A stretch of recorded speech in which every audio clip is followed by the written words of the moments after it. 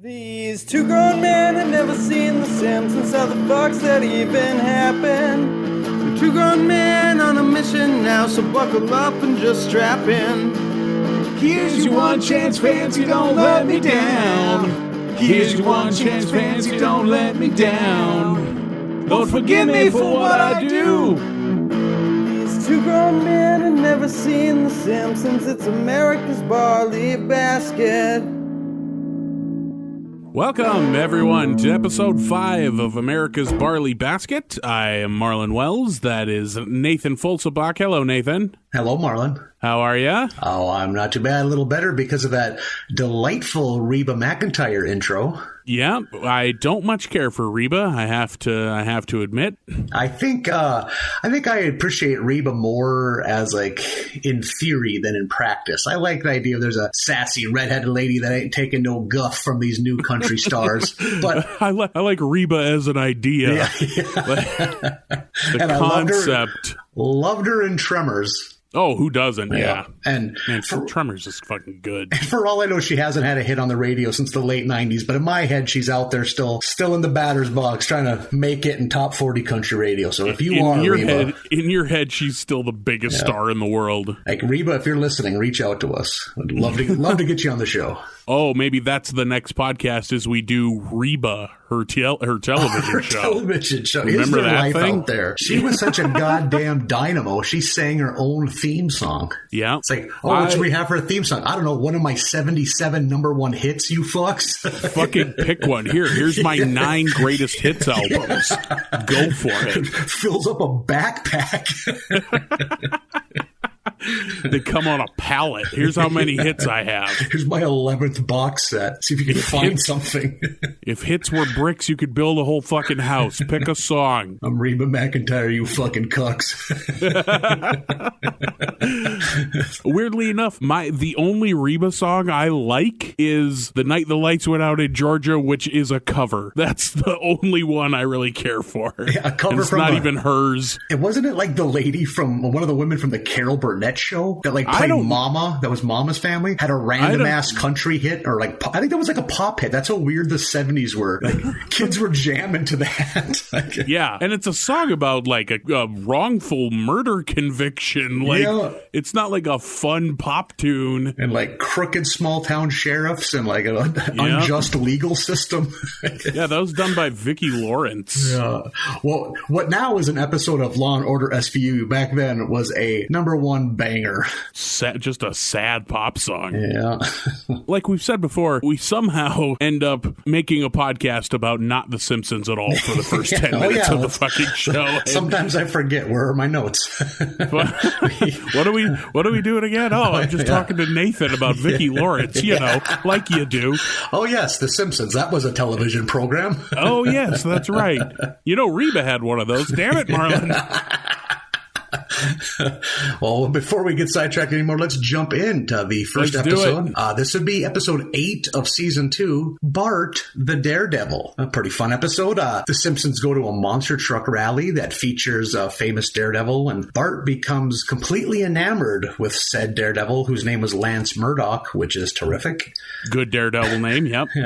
Bart gets hurt. The doctor tells him no more, but by God, Bart's a showman. He ain't going to listen to no doctors. And he's got the bug now. He's got the itch. He's got the itch to perform. The need for speed. Yeah. One thing about this episode, it brought me back, because I don't know if this ever came to your neck of the woods, but we used to get and bought at our fairgrounds, like in the middle of the summer, this honky-tonk, janky ass, like, it was like one monster truck and then like some dudes on dirt bikes, and then you could go out, that they would invite the children out onto the fairgrounds, climb in the back of a pickup, and they would drive over a dude's stomach. What? Yeah, this is all real. We're like thinking, like, what the fuck are you talking about? It's like, this does not seem like sanctioned. Like, it's like he has the iron cast stomach, and I remember being scared because I was 7 and I was a fearful boy. But I watched as a F-150 full of sweaty children slowly rolled over the abdomen of a man lying in the mud. Yeah. And the reason I was so enamored by going to this is because they promised a real live Transformer. By God, you should have seen what they considered it. It was like a late 70s Dodge club cab with like rust. That like it somehow flipped upright and like the doors open and then it was very wobbly and the guy in it looked very scared. And like there was like headlights glued to the hood, so if it was looking at you, it looked like eyes. It made some fucking bebop boop noises. And then it just slowly went back down onto its wheels. I was like, holy shit. I think this is a precursor for the rest of my adolescence. What kind of fucking backwoods robot show did you go to? I remember like being told about, it's like, this can't be real. Like, even I was incredulous at the age of 7. Like, nothing cool comes here. And I was right. Yeah, I was about to say, and you were proven right by their Transformer. Yeah, and also on the subject of monster trucks, were you or have you ever been? It sounds like we're at like the 1950s the McCarthy trials. Were you or have you ever been a monster truck fan of the Communist Monster Truck Party? They have my vote. Like, I've never, even as a kid, I didn't find monster trucks intriguing. Like, I don't know, like, which is weird because I certainly have the build of a monster truck fan. Like I should like monster trucks. They're like in my DNA, but no. I don't think I ever was. Like, I'm sure I had some monster truck toys because I imagine every kid did. That whole scene was never quite my thing. I think I might have been to a demolition derby once. That's the one motorsport that I really enjoy. My town, when I was in high school, they built a motocross racetrack in our town, and then the circuit, the North Dakota, I don't know, motocross racing circuit was a stop in our town every year for a few years there. Oh, interesting. So I would go to that, and like that was fun because like motorcycles are cool and they, go over jumps and shit. But at some point it's just like, I don't like being in the sun and there's dirt flying everywhere and it's loud. I want to go home. And like, I'm not into it. And it's always 4 hours long. It's right. Like, any kind of motorsport event is fucking endless, and it drives me up. It's like, why do we need so many laps? It's like a war of attrition. It's like, who doesn't have supper plans wins. It's like, oh my God. And also we have 4,000 racers here, and they're going to race in heats of 5. So buckle in, everybody. It's like, fucking what? Hope you brought money for snacks, shithead, because you're going to be here a while. Right. Speaking of which, a hot dog at the concessions is $11, and we don't sell water. Jesus. What the hell? It is August. I'm going to die. When my hometown built a racetrack, probably when I was like in the 6th or 7th grade, and it was like the only one around, so we had to bring people, and we're right by the Canadian border, so we'd get all these Canadians in. It was a big deal, and we had like the big end of the year race, which was a banger, as much as anything in rural North Dakota can be a banger. And the announcer lady, she is super excited about it. She's rattling off, and she's like, and we have a special guest. This is unexpected, but we have in the audience retired French-Canadian auto racing legend, like Lyle LeBuc, waved everyone, and my buddy Keith stands up and starts waving his hand in the air, and everyone gives him like a round of applause. And I look, and I can see the Lyle dude stand up, like shrug his shoulders, like what the fuck, and sit back down. That dude had the best comedic timing for being a juvenile delinquent.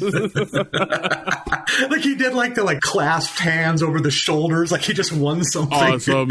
That's fantastic. So just good. Fucking with people. And again, avoiding the Simpsons as hard as we can. Someday down the road, Marlin, we're going to have to treat our Patreon fans to a whole episode dedicated to my one attempt to be in a demolition derby. Oh, shit. It is bananas. That's it is a tale, I'd imagine. It is quite the scene. Quite the scene.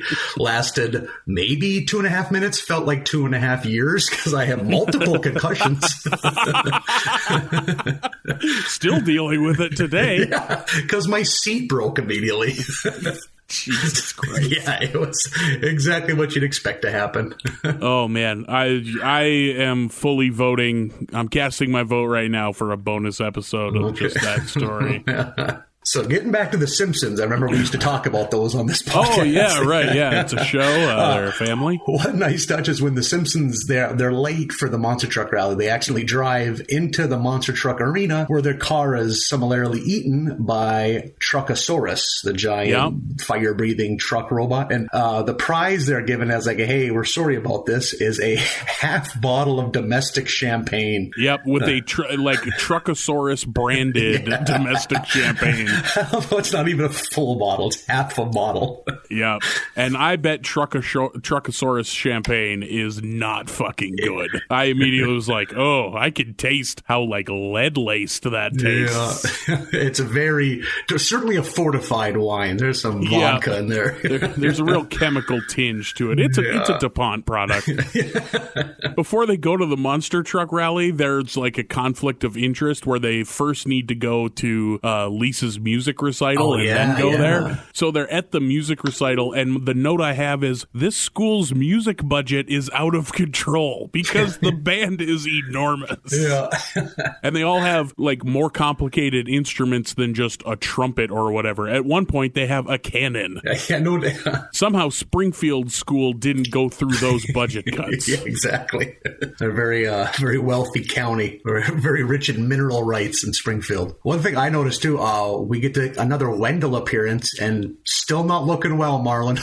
No, he looks like he's gonna die any minute. Get that kid some blood work. They got to get to the bottom of this. And one thing this made me think of is I feel like we got cheated, Marlin, because I think we're at that age. We didn't get to idolize like a middle-aged, out-of-shape Daredevil. Like the people that grew up in the 70s did with Evel Knievel. Like I think I missed that. Like, yep, same here. We missed Evel Knievel. Yeah, and there's kind of like, I think that nothing like that or in that vein came along until Jackass. Yeah, totally. That's exactly it. And they were in on the joke because they knew they were going to get fucked up. Like Evel Knievel thought all that shit would work. Like he thought that rocket over the Snake River Canyon was going to somehow magically land and he'd be safe. Right. One thing that this episode really gave me a real strong nostalgic pull is I miss being a kid and doing dumb shit on bikes.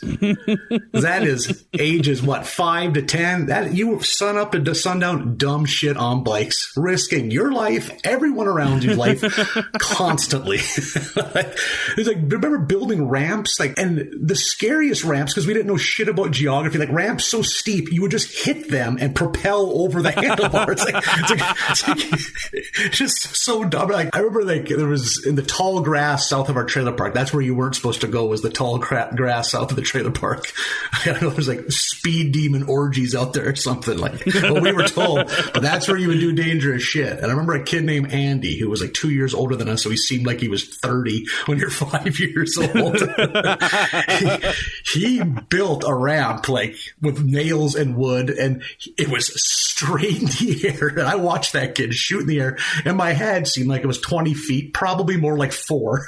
But he landed flat on his back on the ridge and buckled over like a card table. And me and my cousin Ryan did what all 5-year-olds do when shit gets real. We ran and hid. Ran away. And I am not lying to you, Marlin. I never saw the kid again. I don't know. God. Trailer parks are transient by nature, but there could be those bones, bleached bones over an old ramp to this day. So. Just serving as a warning to the kids not to go into the tall grass. Holy shit. Yeah, I'm just going to call that canon. I'm going to assume he's dead. Yeah, exactly. His legend lives on. The birds have picked him clean. Yeah. So Bart now, he's been bitten by the bug. He is a daredevil. And he's got that adrenaline. Everything has to be bigger and bigger. So he's got to jump the gorge. He's gonna be a gorge man, and and by looking at that gorge, it is certain suicide. So Homer does everything he can. He pleads with him, he threatens with him. Nothing works. So what does Homer do? He takes that fucker himself.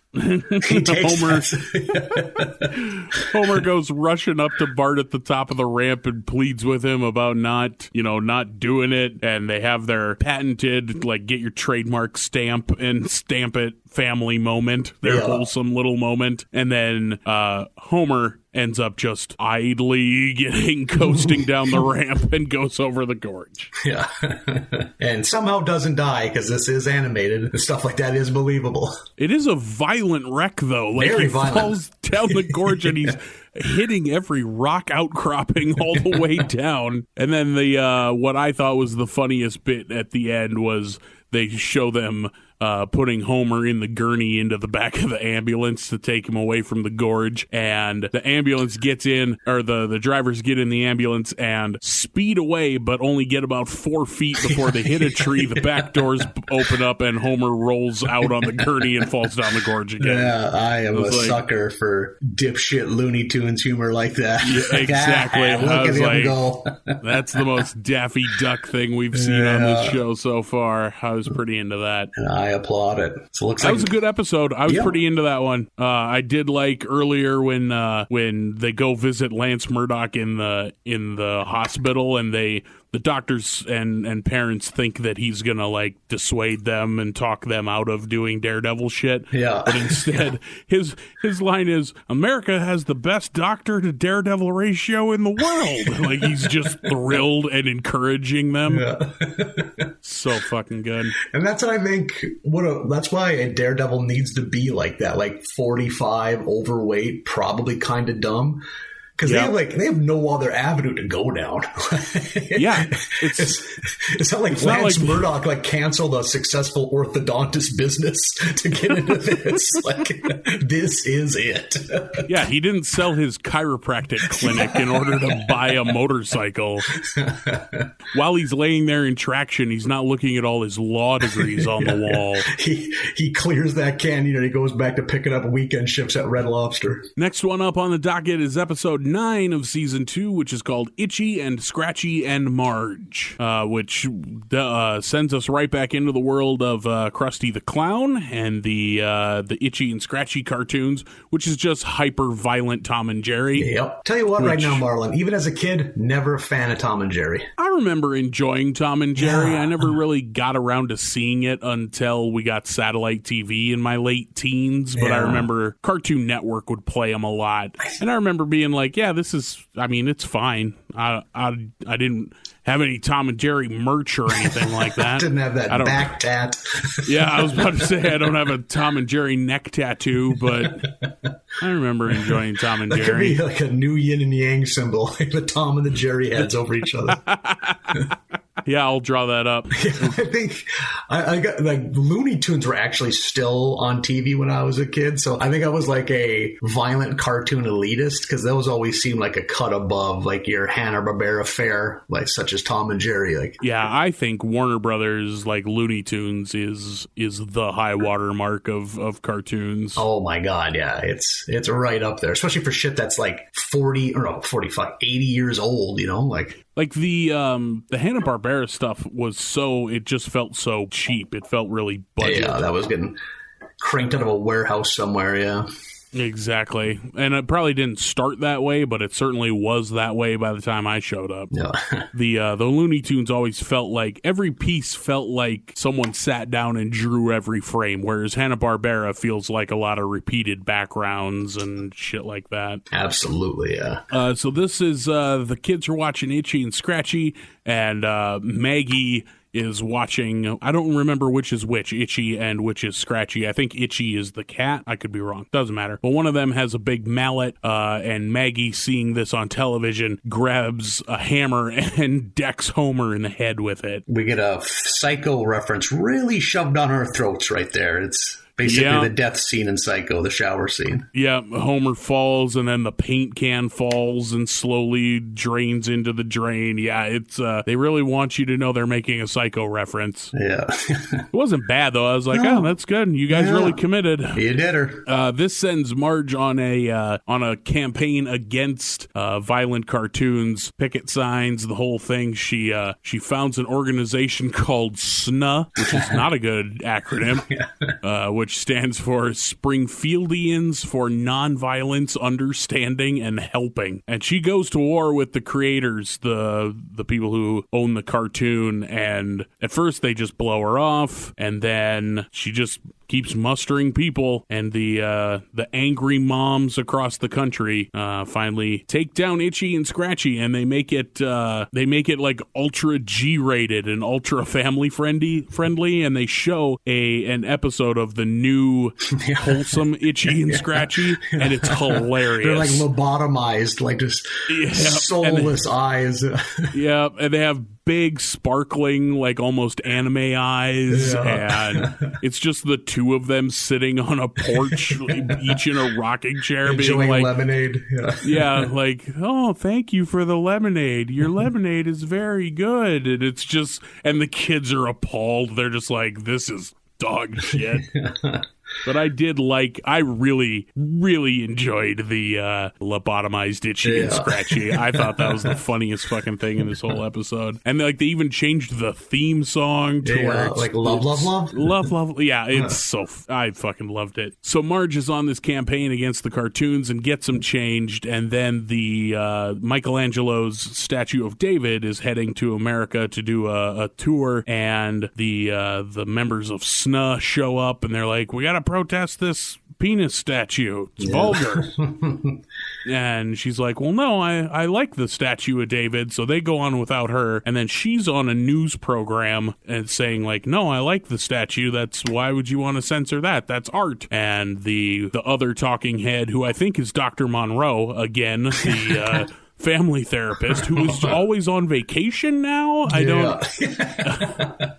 Every time he shows up, it's like live via satellite, and he's in a different exotic location in a different Hawaiian shirt. He's like, well, how can you want to censor some art but not others? And she's like, I guess you're right. And that's pretty much it. That pretty much wraps it up. The statue comes to town, and Itchy and Scratchy go back to being violent. My note is that you know that this episode wasn't written in 2020 because saying, oh, you're right, I was wrong, and changing your opinion is not a fucking thing anyone does. Like, as somebody who watches a lot of news, that's not a thing anymore. No, that'll ruin a career. Yeah, things were apparently very different in 1990. I feel like the 2020 version of that would be like, well, how can you censor some art and not others? And then she calls him a libtard, and like, and then they just fight, and callers call in, and but she's like, oh yeah, you're right. So statue of David comes to town, and Itchy and Scratchy are back to normal. Yeah, I like, too, how after just, like, 1 week of terrible Itchy and Scratchy, like, Krusty the Clown show is in ruins, and all the kids have abandoned television, like, they're all outside, and it's, like, this bucolic, like, they're playing... Have you ever seen... Do you remember anyone ever playing hopscotch in your life? I don't think it exists.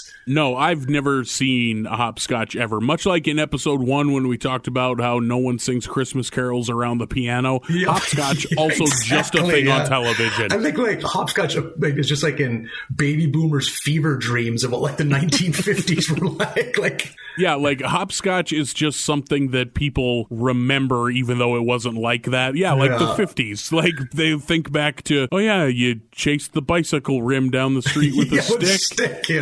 And you go fishing with your dad, and cops are nice. Like, that's what everyone... And I don't give a shit what decade. Could be the 80s, could be the 50s, could be now.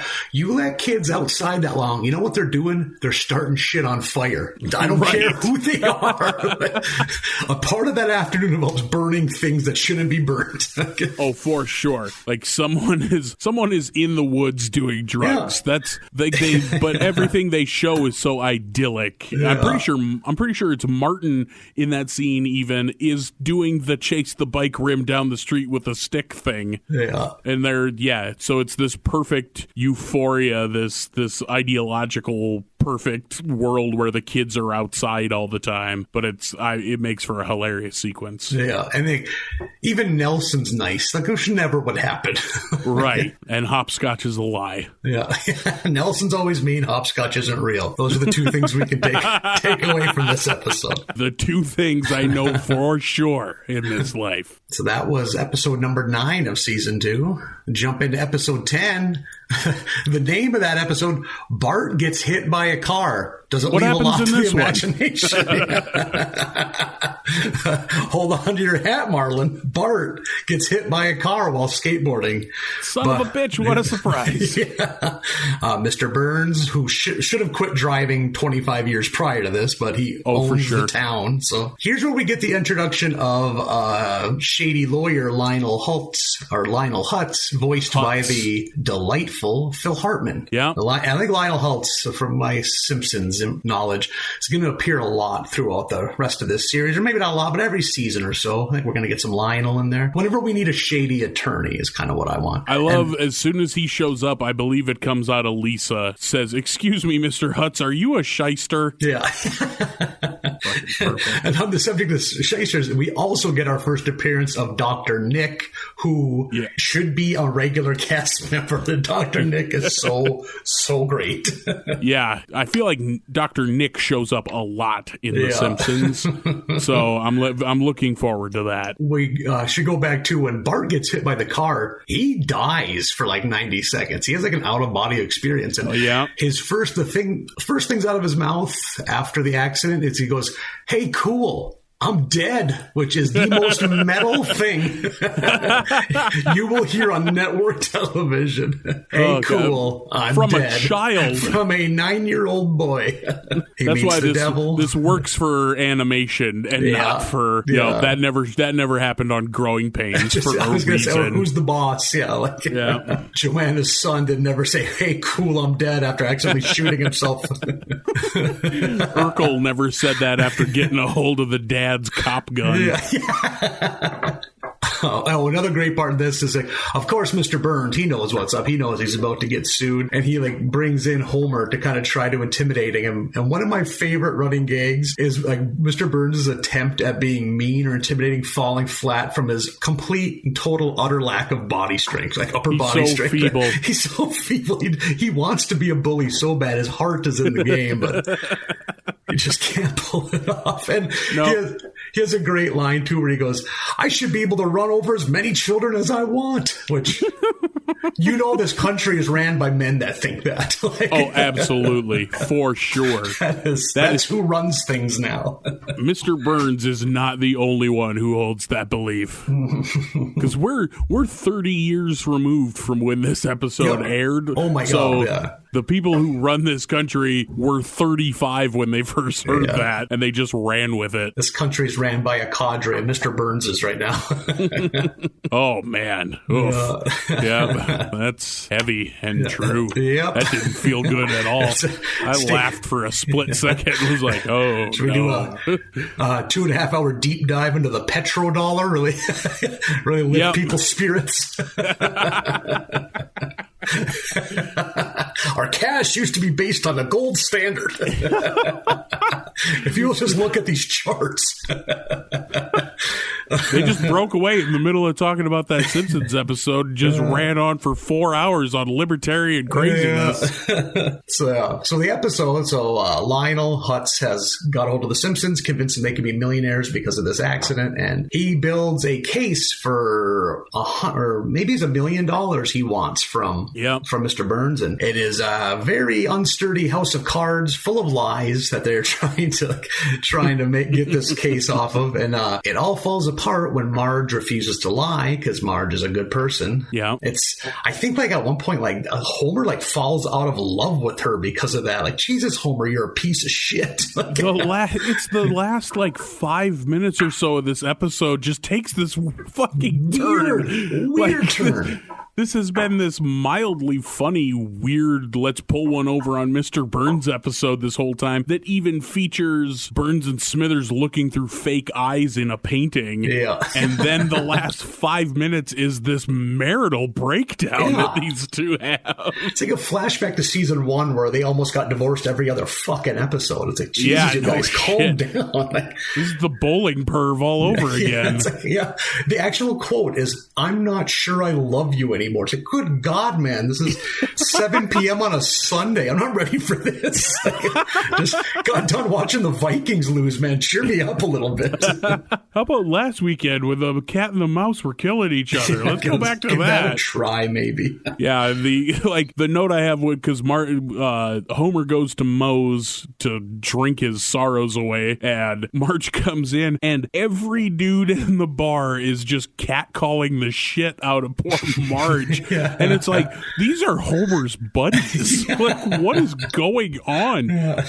This is the most powerfully horny bar on television.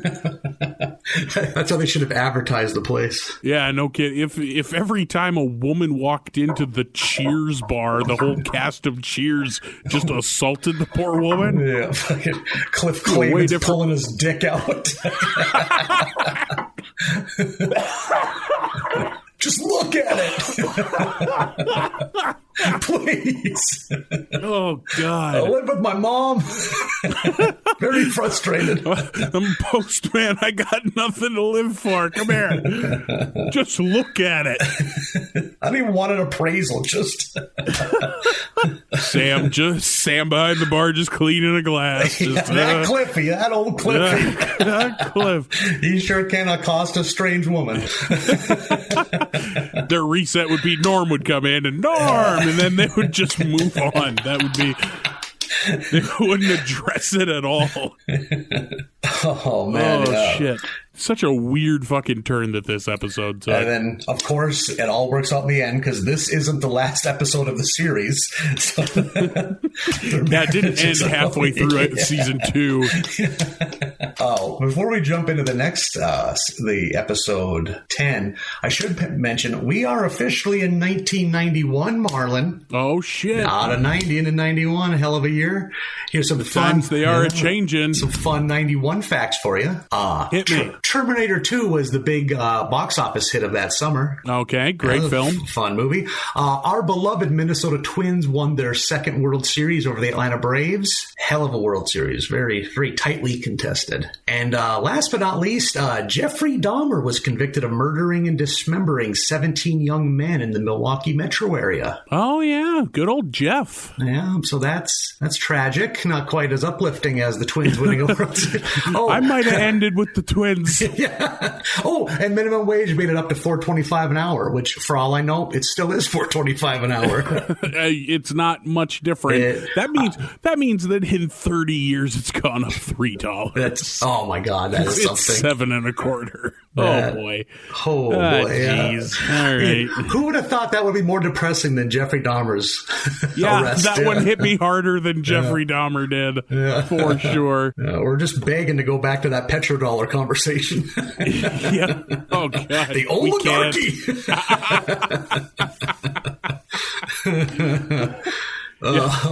Let me sit down and I'll explain to you how the meritocracy is a lie. Sit. I said sit. Oh, Christ. On that uplifting note. But instead, let's talk about another episode of The Simpsons. Please. Episode 11 is One Fish, Two Fish, Blowfish, Bluefish. Which, some of these names, man, are real fucking bonkers. The Simpsons are sitting around. Lisa is kind of lamenting the culinary rut that they have fallen into as a family. And I see this on TV. This is another thing that I see on TV, and I'm not sure is a real thing, much like hopscotch and Christmas carols. Do people have, like, set schedule eating routines like that? Do you have every Thursday is meatloaf night in families? I vaguely remember maybe a couple of the more put-together families in my town did, but yeah, certainly rare. Certainly rare. That's always been a thing I see on television. Oh, Monday's taco night at The Simpsons. It's like, that's fucking weird. What a weird way to live.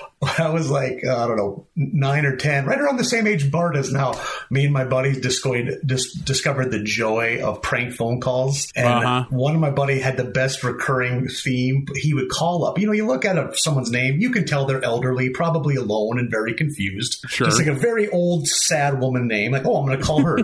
And as soon as they would answer in like the most like energetic voice, like, Grandma, it's Mikey. Baseball practice got ran out. So I'm going to bring call me over for supper. It's meatloaf night, right? And then he'd hang up. Oh, my God. And we let it simmer.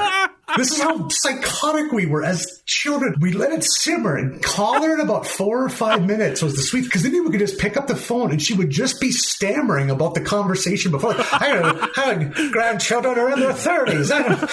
Meatloaf. I don't even own a pan. No. I cook alone now. Oh. And we just would revel in her sadness and confusion. Like, Oh, my God. how are we? Yeah. That guy has kids now. The guy that thought of that terrorized Poor old woman. You know that in her head there was cold logic. My grandkids are in their 30s. That was clearly not one of them. Was just clashing with grandmotherly instincts of, oh shit, I need to start the meatloaf then if they're coming over. Oh God, like real hastily tidying shit up. This one's beyond the pale. Another kid, I never hung out with him much. He would call up old women that he knew were widows or single, set up dates, like coffee dates with them, ride his bike over to their house and look in their windows as they got ready for a date that wasn't going to happen. Jesus Wrap Christ. your fucking brain around that. What kind of fucking sociopaths did you grow up with? Oh my God. Even that got my spider senses tingling. Oh boy. Just reveling in a 88-year-old widow's tears. Oh man, I like to set her up on a lie and then go watch her put on her good turquoise jewelry. What's wrong with you? Holy shit. Get bonus points if you ask her to meet at a coffee shop that hasn't existed in 20 years. This lady shouldn't be driving, and she's about to drive herself to meet a nice man who doesn't exist. Oh, childhood. What a fun, innocent time. Holy shit. Oh, good times. Oh, my God. Well, that was cathartic. Fucking psychos. I can't debate one word of that. Oh, God. Okay. So it's meatloaf night at the Simpsons. And Lisa is lamenting the rut, and she's like, why can't we go out? And they decide to go out to a sushi restaurant to do something adventurous together as a family. I fucking love sushi. Oh, God. I love sushi, but I love meatloaf, so this would have been a real moral conundrum for me.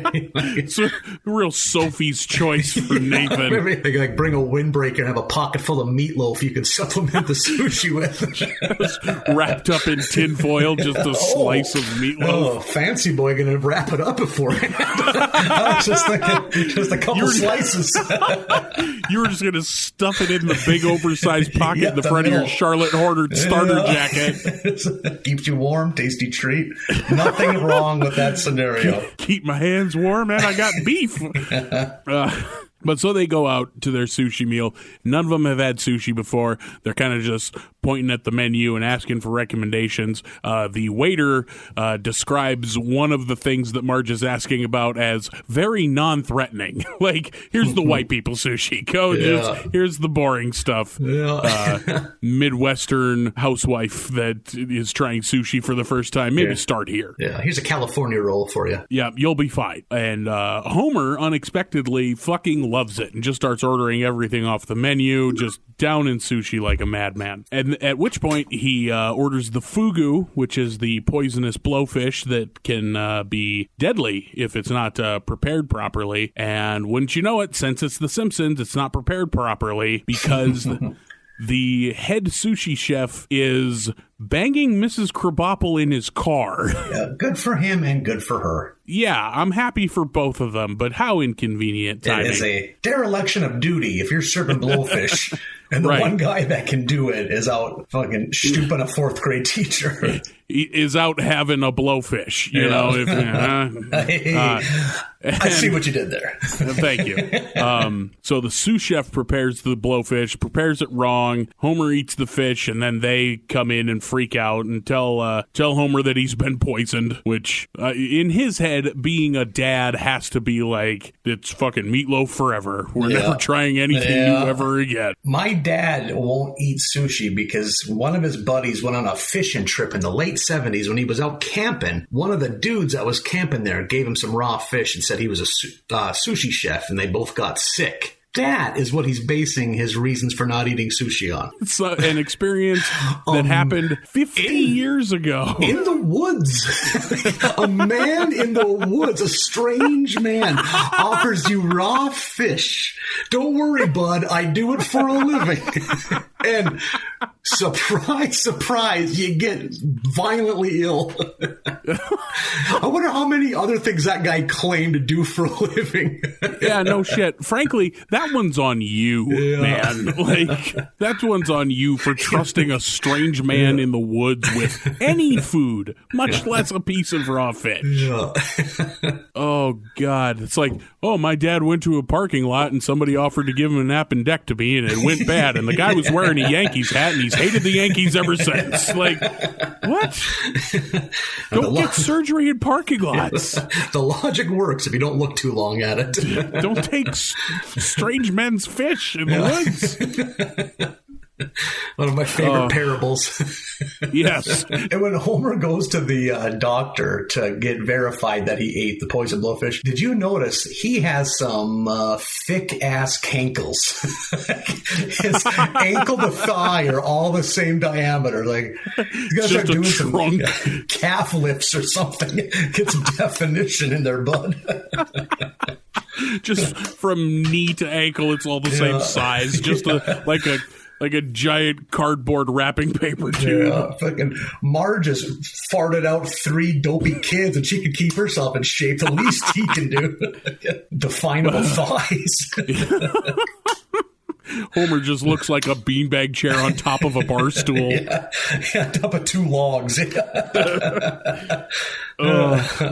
He goes to the doctor, who's the real doctor? I forget his name. Hibbing. I have him confused with Dr. Nick now because... Yeah, very nice, full-voiced man. Has a very Hibbert. believable tone. There you go. Yeah, that's his name, Dr. Hibbert, the family physician. And he informs him that he only has 24 hours to live and then corrects himself and says, actually 22. Sorry we couldn't get you in here sooner. Yeah, nice touch. And then Homer goes about making his bucket list and preparing to die. It's a weirdly somber episode for a lot of it. Yeah. He goes and visits the Flanders. I forget why, but I do remember and wrote down that Ned answers the door like, oh, hey, come on in. We were just pulling taffy. What family pulls taffy recreationally? Yeah, the Flanders is. They're so damn wholesome, those fucking Flanderses. So Homer starts making amends and starts doing things on his list and spends a good chunk of time mending fences with his dad in the nursing home. And we've seen this once before, but there's a sign on the front of the nursing home that I absolutely love that says, thank you for not discussing the outside world, which is the most blunt and specific, real specific thing that they don't want you doing in a nursing home. But his dad and Homer, they play catch. They do classic dad and son shit until Homer realizes he needs to get going, and then he ends up at the bar with Barney and gets totally sidetracked. He's just trying to get back home to knock out the last thing on his list, which is to bang Marge, which I'm paraphrasing. I believe intimate is how it's worded. Finally gets there, gets that done, and there's a shot of him in the recliner at the end of the day, shot from behind, where he just kind of slumps and the music is sad. And then Marge goes down there the next morning and realizes he's still alive. And that's it. That's the whole episode was for naught. And then he makes like he's going to make sure he lives his life differently. And then it just ends with him in silence eating pork rinds while watching bowling on TV. Yep. Maybe my favorite end to an episode so far. Yeah, because they do it over the credits rather than playing the song and rolling the credits. It's just him eating pork rinds, watching bowling. And yet another thing, but prior to the low carb boom, I am pretty sure pork rinds only existed on television shows. See, I grew up eating pork rinds. See, yeah, man, we were a pork rind family. I don't even remember seeing them in stores as a kid. I just remember them kind of becoming big when like the low carb craze kicked in. Yeah, still to this day, I fucking love pork rinds. I'm with you, man. I am with you. I'm pretty sure I have hammered home a bag of pork rinds in your car on the way to a comedy gig in the middle of nowhere. That makes me feel better. Makes me feel good. Just slamming that sweet pork skin down my gullet. Puffed up pork skins. One thing before we go on to the next episode, I got to also mention there's a San Antonio Spurs reference. I really appreciated this. And I want to throw a shout out to Bruce Bowen, starting small forward for the 03, 05, and I believe 07 real 3-and-D type hard worker. Shot the corner three, didn't ask for the ball a lot. If you're listening, Bruce Bowen, reach out to us at America's Barley Baskets. We're still looking for our first NBA hard hat type. We'll take any NBA. We'll take stars. We'll take failures. We'll take anyone. If you got a paycheck, you're really in it for the Johnny Paycheck basketball players. I want to get a Kurt Rambis, a Popeye Jones. those are my big gets. I don't think you realize I want this for you more than I want anything for myself. I would rather have Bo Outlaw on this show than Matt Groening. Because I don't want his opinion on it. Oh, fuck. I want to know what Popeye Jones thinks about The Simpsons. Oh, God. So this San Antonio Spurs player you're shouting out, what does he have to do with the episode? Or they just mentioned the Spurs and your brain took over? Yeah, you got it. Okay. I saw a window, Marlin, and I dived. I dived out that fucker. Good for you. Thank you. Support this so much. On that very off-topic note. Specific note? Here is, we're up to episode number 12. The last one of the batch. Yeah, this is it. I'm going to say right now, Marlin, you're going to have to do a lot of heavy lifting on this one. Well, I thought the same about you, so this might be a short one. There's going to be a lot of hot potato on this one. Hey-o. The Way We Was is the title. This is the Horrible first grammar. Yeah, the first Simpsons flashback episode. Marge, I think the TV goes bad. That's what it is. And yep, the TV Fritz is out. Yeah. Is it all right to say Fritz's? Are we still cool there? Is that, why wouldn't it be? I don't know. Is that some kind of German slur? it's like we're going to have to issue something, a press release. Well, I guess if we have to hire a lawyer for saying Fritz on a Simpsons podcast, then I guess that's the way it is. That got me thinking because in this episode, Homer really curses the fact that he bought a stupid, cheap Chinese TV. He's like, ooh, that doesn't age well. Oh, come on, Homer. Quit saying Chinese with such an angry tone, man. Yeah, stop putting such stank on nationality words. Like, don't you say your adjectives through gritted teeth when it has to do with certain countries, and it's uncomfortable. I mean, you have a very poorly put together TV, Homer. You have a right to be angry about that, but let's not pin it on a group of people. Yeah, let's not bring an entire country into this. Yeah. So TV's broke, the kids are having Nick fits, and to calm them, Marge gives them the tale of how her and Homer met in high school in 1974. Yep, and we get Homer with hair, which is a treat. We haven't seen that for several episodes now, since the hair tonic episode. Mm-hmm. Yeah, very true. I forgot about that. Yeah, got some nice sideburns, very mid-70s looking. Yep. And meets Marge in detention, where Homer is irregular and Marge is very, very rarely there. Yep, and Marge was sent there for like burning her bra in demonstration. Yeah. She turns very quickly, because at the beginning of the episode there's a girl there who is much more like politically involved, like a classmate of hers, and Marge Marge's quote that I have written down, I'm all for equal rights, but do we really need a whole amendment? She's having issues committing to the cause. But then, like, I feel like the next scene you see her in, she's burning her bra and getting thrown in detention. So very quickly radicalized. Yeah, that Marge. she's what they look for in groups like this, or perhaps a cult. So this is, Yes, she'd be a great cult member. Man, there's no better time to be getting sucked into a cult than the 70s, because they were aplenty. Oh, yeah, 1974, just a hotbed. You couldn't swing a dead cat without hitting a cult leader. No shortage of cults in 1974. Also, besides seeing a Homer with hair, we also see a middle-aged Grandpa Simpson who still has hair too, and that was a little off-putting. Yeah, it's I don't know how I feel about middle-aged Grandpa. I'm not super into it. And Grandpa Simpson, who I guess now would be Dad Simpson, he just basically tells his son not to reach for the stars, to date unattractive women, to go for the easiest job. But goddamn it, Homer's in love, so that ain't gonna happen. He needs to convince Marge that he's the one. So I believe it's French class. Is that who?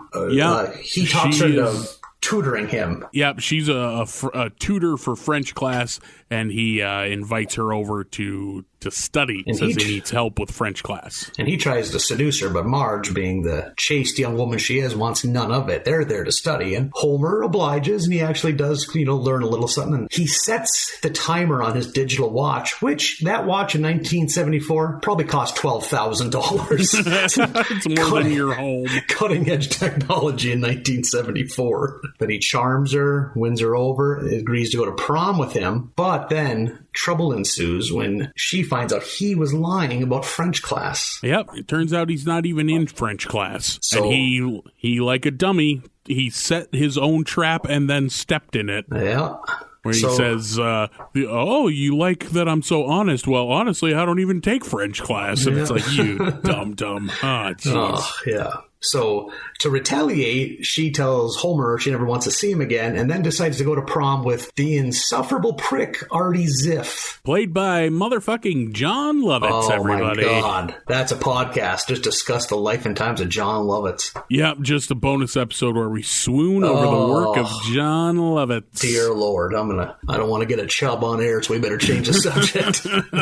That poor man, I will say quickly, I always, whenever I come across his name, or try to say his name because I'm thinking of a role that he has played, my brain real quickly has to flip through its Rolodex and make sure I'm talking about John Lovitz and not John Lithgow, because I'll mix those two up all fucking day. Oh, fascinating. They're in none of the same things, look and sound nothing alike, but my brain will forever need to double check first before we spit out that name. John Lithgow, easily 1.5 feet taller than him, but...